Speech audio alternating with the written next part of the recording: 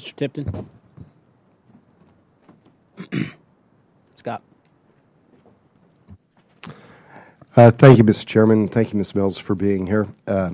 Appreciate your efforts and everything that you're trying to do to help small businesses in the country. Just listening to some of your testimony, I'd like to get a little bit of clarification. You'd mentioned that in order to be able to get the banks to start making loans again, you'd streamline some paperwork.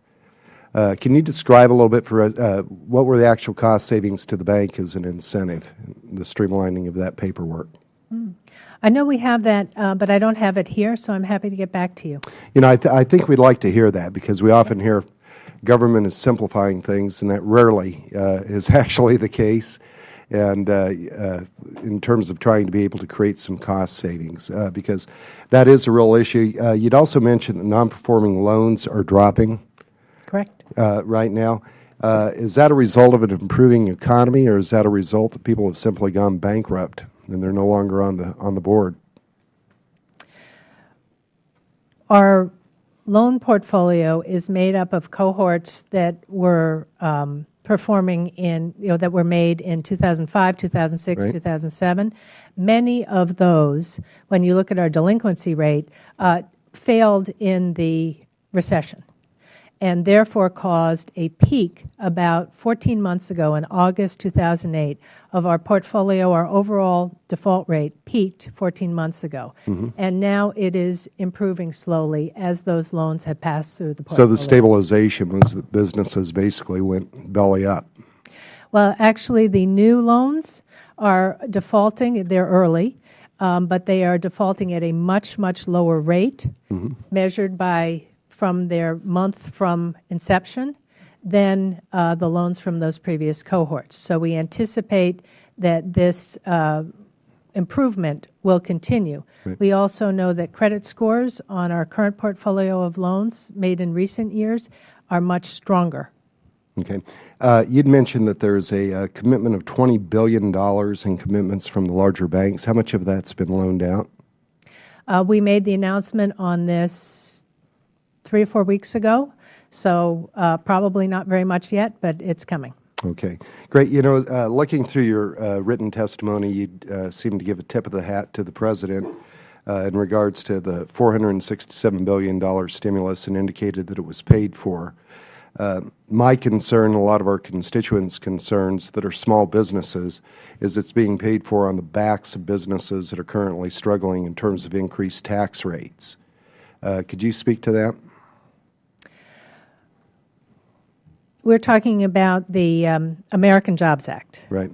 And the American Jobs Act has received very strong support from the small business community because it includes a payroll tax cut, which they are very eager to get because it means cash in their pocket right away.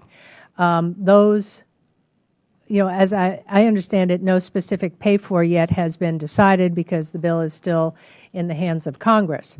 But definitely small businesses are looking for that cash from the payroll tax cut in their pocket. Do you think small businesses are going to be concerned about increased tax rates? I have a letter here from a gentleman named Jim Bartmus, small construction company in Pueblo, Colorado. Been a successful business, small business, and because of a lack of access to capital, he paid down his line of credit to zero. Went back to the banks, trying to get that line of credit re-upped. He'd actually purchased a crusher, if you're familiar with construction, to be able to grind up rocks to put on the roads, trying to grow his business and to be able to create jobs. But because of regulatory compliance, the banks, they wanted to loan the money but could not loan the money. He had to line up his equipment, sell it off, call in 24 core employees, tell them that they no longer had a job. But under the President's calculations right now, and it is some debate, and we both need to probably pass on the message that the plan is not paid for, he would have been labeled as rich a couple of years ago.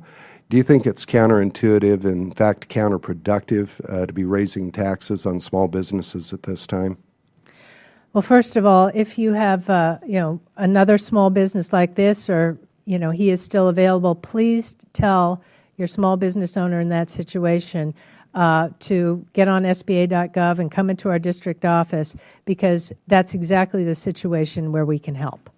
And one of our jobs and my tasks before me is to make sure that small businesses are aware that when the bank can't, because of regulatory issues, our guarantee can often, very often make the difference. So that's a lot of cleanup that we could do in addition to streamlining paperwork, eliminating those regulatory requirements on banks so that they can loan. Wouldn't you agree?